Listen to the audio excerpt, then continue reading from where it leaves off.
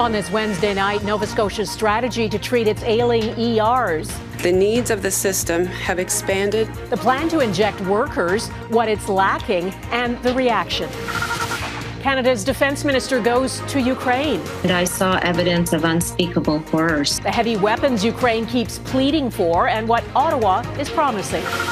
Acquitted. Facts win. Truth wins. Justice wins. The victory for Nobel Peace Prize winning journalist Maria Ressa.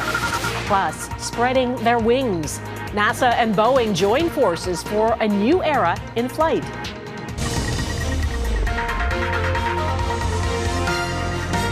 Global National with Donna Friesen. Good evening and thanks for joining us. After the deaths of two people who waited hours in hospital emergency rooms, Nova Scotia is making changes it hopes will help the strain on hospitals. It includes ensuring those most in need of urgent care actually get it, more virtual care options, and expanding pharmacy services. From the lack of family doctors to overstretched emergency rooms and long waiting lists for surgery, healthcare across Canada feels like it's on life support. Ross Lord has our top story on what Nova Scotia plans to do to revive it and how long it might take. The Nova Scotia government was under immense pressure to show its healthcare system is not collapsing. For the last 16 months, we've been working toward this. As things, we've accelerated things over the last couple of weeks for sure. The result, a long list of measures, including doctor-led teams getting patients out of ambulances and into emergency departments faster, physician assistants and nurse practitioners providing emergency care, and adding care providers and patient advocates to support patients in waiting rooms. Offering comfort and support and communication is really essential. So that may be a warm blanket, that could be water, and working in between the emergency department and the waiting room so that patients understand what's happening, number one. Other measures include acquiring a second air ambulance, expanding the role of pharmacies in ordering blood work, and offering tuition rebates for paramedics. The needs of the system have expanded and changed, but the system has not. The government says there's no overall price tag, and for many measures, there's no specific timeline. Some suggest there's still more hoping than doing from a government that promised to fix health care. We wanted to see a plan to ease the stress on the emergency rooms, and we have not seen a plan to get the people in place to do that. And that is the fundamental component that's missing here. Nova Scotia Premier Tim Houston suggests everyone in healthcare needs to focus harder on solutions. My message to all the leaders here today was just go like hell. And just get going to get this fixed. Strong words that, to many on the front lines, are landing with a thud. When I think about what we're doing at work, we're already going like hell. Like, I can't think about us going any faster. ER nurse Cheryl Burbage likes many of the ideas, but wonders when the odds of critically ill people receiving timely care will improve. It would be hard to do any of the stuff tomorrow, right? It's, you still have to find the bodies to do the work. The Nova Scotia Health Authority says there's more collective will than ever and a willingness to spend what it takes.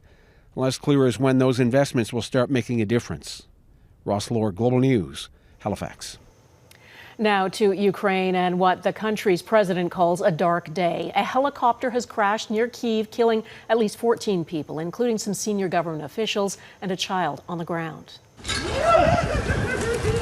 Ukraine's interior minister is among the dead, and he is the most senior official to die since the war began nearly 11 months ago. The helicopter crashed in rain and fog near a school and a residential building. 25 people are in the hospital, including 11 children. It appears to be an accident, but the potential for sabotage or mechanical failure is being investigated. President Volodymyr Zelenskyy called it a terrible tragedy. He called the people who died true patriots, and he repeated his plea for Western countries to stop hesitating about providing heavy weapons. The restoration of security and peace in Ukraine must outpace Russia's attacks on security and peace in other countries. Zelenskyy addressed the World Economic Forum in Switzerland by video link. He said the supply of Western tanks must outpace Russian tanks.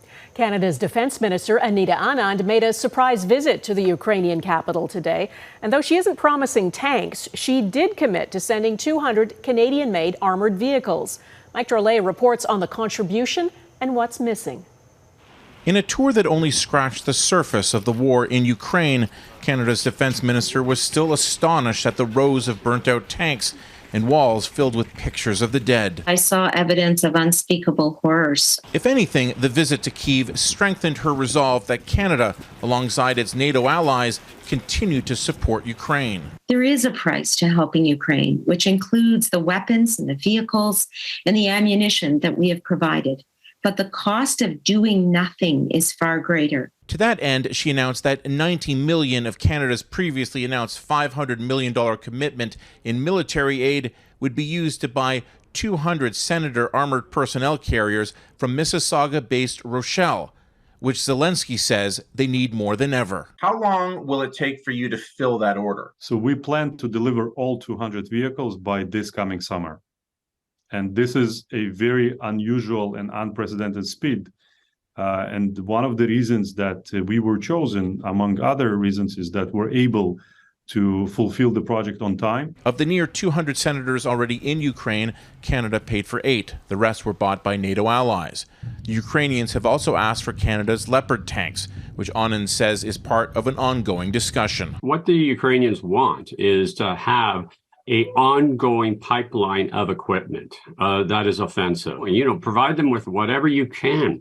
Provide them with the tanks, with the APCs, with the munitions, with the equipment. They're fighting a war for their existence. Rochelle CEO Roman Shimonov is under no illusion the senator will replace or act like a tank. It was designed to get in and out of hotspots quickly, which Ukrainian soldiers tell Global News has made it a popular vehicle. You can see a lot of Ukrainian refugees. There's also a personal connection for Rochelle. Over 80 of its employees are Ukrainians displaced by the war, including this anonymous welder who took a job at Rochelle after his mother almost died in a Russian rocket attack. And the Kraken unit that helped her to survive, they basically transported on a vehicle that her son now is building. He's trying to make a difference any way he can, much like Canada. Mike Drolet, Global News, Toronto. Ukraine has been relentless in demanding heavy weapons, and it is slowly happening. The UK was the first to announce it's sending 14 Challenger 2 tanks. The Foreign Secretary calls it a moral imperative that it will cost many more lives and money if the war is drawn out. Poland has promised 14 Leopard 2 tanks. France, 40 light armored tanks. The U.S. has vowed to send 40 Bradley infantry fighting vehicles. Germany, 40 Marder fighting vehicles, though none of those are as robust as main battle tanks. In Ottawa, the Liberal government has quietly admitted it has spent just over $100 million to hire outside consultants to help it devise public policy, specifically consultants from McKinsey. That firm is the biggest of 3 international management consulting firms. It gets contracts from governments and companies around the world, and for a number of years it was run by a man who is a good friend of Prime Minister Justin Trudeau. Now, as Turia Isri reports, MPs on a committee are demanding answers about why the Trudeau government has relied so heavily on McKinsey and paid it tens of millions of dollars. The Trudeau government is facing mounting questions about whether it's too cozy with the world's oldest consulting firm, McKinsey. So why did they spend so much? Whose idea was this? And who's pulling the strings? Public Services and Procurement Canada revealed the Liberals have awarded 23 contracts worth $100 million to McKinsey since 2015. 3 of those contracts were through a competitive process. The other 20 were single-sourced, meaning there was no competition. These contracts were spent on things like digital modernization and other large transformation initiatives. It's not clear what value taxpayers are getting. As with any consulting firm, they're going to pitch that their wares are better, unique, proprietary, and departments may well go for that. Call this meeting to order. A House of Commons committee is now looking into whether taxpayers got value for what they paid for and whether there should be an investigation. We want to know exactly what the processes were for procurement. Was there preferential treatment? And if there was, it's going to open up certainly larger ethical questions. There are ethical questions about McKinsey. It's been involved in scandals in South Africa, China, and the U.S., where the company agreed to pay $600 million for its role advising businesses on how to sell more opioids during the drug epidemic. The Liberals have a challenge since they've been in power. The SNC-Lavalin affair, We Charity, So this sense of being embedded with business actors, so private companies or wealthy people. Prime Minister Justin Trudeau says he welcomes the committee's work and defended the use of consultants. People can understand that professional public service needs to make sure that it's doing the things the best way to well serve Canadians and regularly draws on outside expertise. The committee wants Dominic Barton to testify, Canada's former ambassador to China, chair of the government's 2016 Advisory Council on Economic Growth, and once the director of McKinsey. The chair thinks this points to a broader problem of the government's overspending on outside contracts. It's ridiculous. It's not a good use of taxpayers' money for what little return we are getting. I could go to anyone in a grade 1 class and get the same answer. Committee members voted unanimously to launch a review. Members also want to hear from cabinet ministers and examine McKinsey contracts going back more than 10 years. Donna? Turia Isri in Ottawa tonight. Thank you. Big news in New Zealand. Prime Minister Jacinda Ardern is resigning. She says she'll stay on no longer than February 7th. She says the job was the greatest role of her life, but she's out of energy. I know what this job takes, and I know that I no longer have enough in the tank to do it justice. It's that simple. Ardern became leader of New Zealand's Labour Party in 2017 at the age of 37, the youngest in the party's history. She was elected Prime Minister in a landslide. She easily won a second term in 2020. A general election will be held October 14th. A decades-long fight for freedom. Coming up, the case of 2 Saskatchewan sisters behind bars for a murder they insist they did not commit. And the newest satellite in orbit, what it could mean for us Earthlings.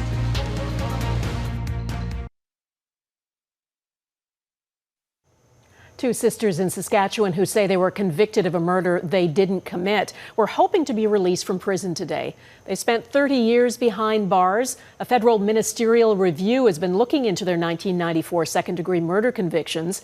Today, a judge reserved his decision on whether to free them, and the Crown is opposing their release. As Melissa Ridgen reports, a powerful voice was in their corner today, pushing for their release. Well, I first met them when they came into the prison system. I was the national director of EFRI at the time, and very quickly a number of other women said, you know, you should work on this because there's something the matter with why these women ended up here. Senator Kim Pate has been fighting for these 2 Soto sisters for as long as they've been in Canada's prison system. 30 years for a murder, they say, they didn't even see happen. Pate left behind the Senate chamber in Ottawa to come here, Yorkton, Saskatchewan, 200 kilometers northeast of Regina, asking a judge to release Nerissa Quewezance, 48, and her sister Odelia, while a federal review determines if they were victims of a miscarriage of justice. I was talking to my oldest daughter, Haley, and she was mentioning, she was like, wow, Mom, you're 51 today, and you were in prison 30 years and 4 or 5 years in a boarding school, so I've been confined most of my life. The sisters were just 19 and 21 back in 1993 when they went drinking at Anthony Joseph Dolph's farm with their 14-year-old cousin. They say the 70-year-old propositioned the sisters soon after he was beaten and stabbed to death, something this cousin admitted to. While he was free after a couple years in youth jail, the sisters, who maintain their innocence, have been in jail since 1994. Odelia is now at a halfway house while Nerissa remains in custody. Both Nerissa and Odelia, I think, deserve to be out from under this. A Senate report last May calls for the exoneration of 12 Indigenous women, including the Quewezance sisters, saying they're victims of an unjust system stacked against them. Justice Donald Lay hasn't said when he'll make a ruling on their release, more time on top of the 30 years they've already spent behind bars. Melissa Ridgen, Global News, Winnipeg. This week, 2 First Nations in Canada announced the detection through ground-penetrating radar of what are described as anomalies at the sites of former residential institutions. Much more work and investigation needs to be done.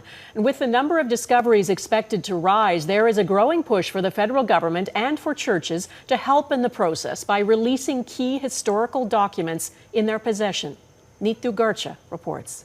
More than 170 plausible burials detected on the grounds of a former residential institution in Kenora, Ontario.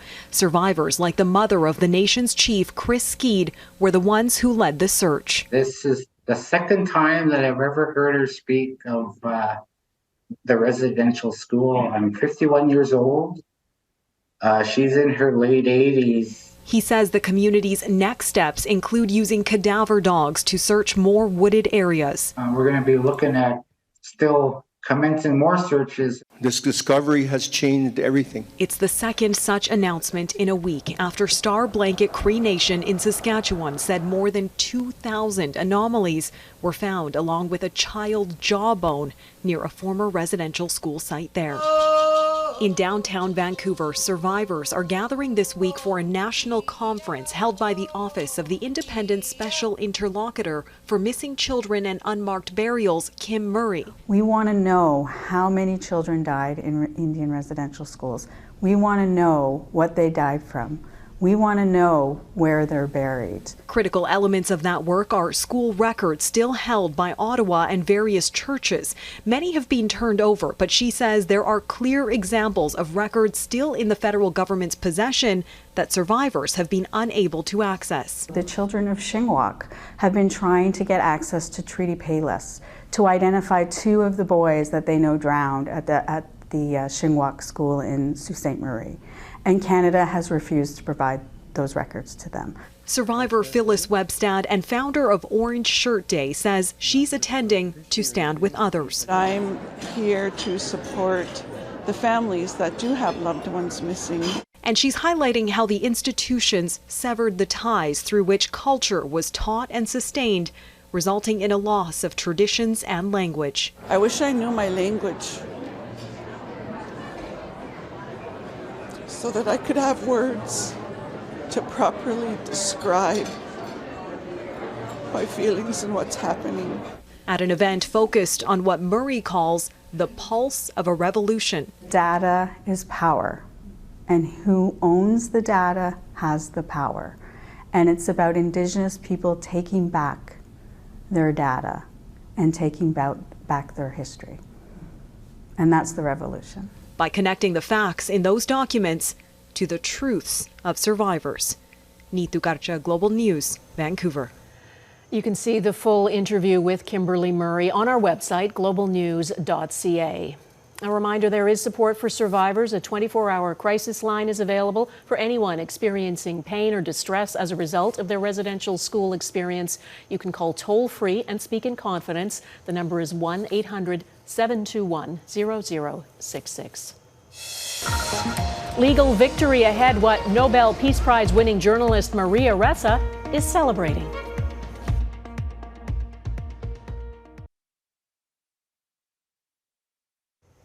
A big legal victory for a Nobel Peace Prize winner in the Philippines. A court has acquitted Maria Ressa and her online news outlet Rappler of tax evasion, a decision she calls a victory for press freedom.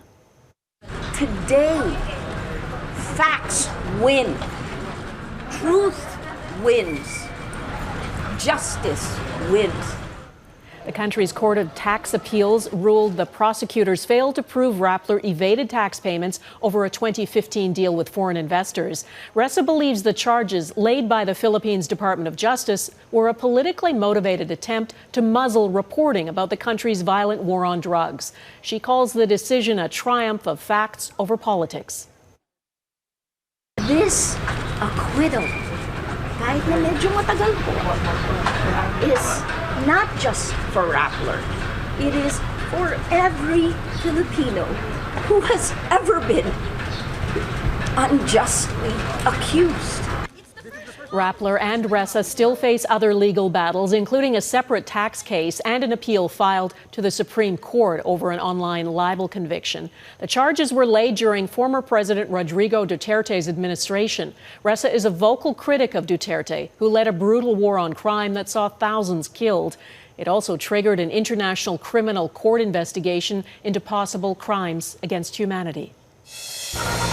Future of flight next, NASA and Boeing's green partnership and how soon it could take off.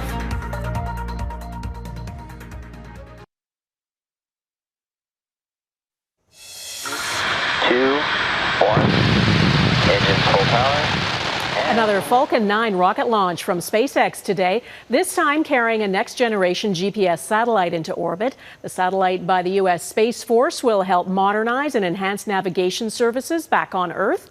The rocket carrying it nailed the landing on SpaceX's drone ship, while the satellite continued to its destination. Well, the name NASA makes many of us think of space, but the second letter in NASA stands for aeronautics. And today it announced a new engineering design focused on making aviation greener. As Mike Armstrong explains, it could drastically change the way airplanes are built. We tend to take a lot about flying for granted. There was a little change to wings over the last couple of decades you likely didn't even notice. Wings went from this to this. That little upturn at the end is called a winglet. It was originally NASA technology and made planes more fuel efficient. Well, there may be a much bigger change to wings coming. They would get longer and have a truss added underneath. That is a revolutionary design, and this is going to be flying in 2028. The new design was pitched by Boeing as part of NASA's Sustainable Flight Demonstrator competition. Well, Wednesday, it was announced as the winner. NASA's putting up $570 million for the project. Boeing and other partners will add close to $1 billion more. Others are hearkening back to some early aircraft. Older planes sometimes had multiple wings to add lift. The new design makes wings longer for the same reason. It's so long and thin, it has to have a brace. But you can actually get lift on this brace as well as the wing, the old concept of the old biplanes. The goal is to produce a test plane and have it in the air within 5 years. If everything works out, the technology could then be added to new aircraft construction in the 2030s. Along with other improvements, the hope is it could increase fuel efficiency by about 30%. NASA says the deal with Boeing is about helping the aviation industry, not just a private company. This vehicle is a path to validating technology. That's why we're doing this. We're trying to validate technology. We're not trying to build a commercial product here. This coming year will be important for the Boeing-NASA partnership for another project. This spring, Boeing's Starliner spacecraft is set to make its first mission to the International Space Station with a crew on board. That'll be somewhat more traditional NASA news. Mike Armstrong, Global News. And that is Global National for this Wednesday. I'm Donna Friesen. Tonight's Your Canada is the view from the hills of Caledon, British Columbia. Thanks for watching. Hope to see you here again tomorrow. Bye-bye.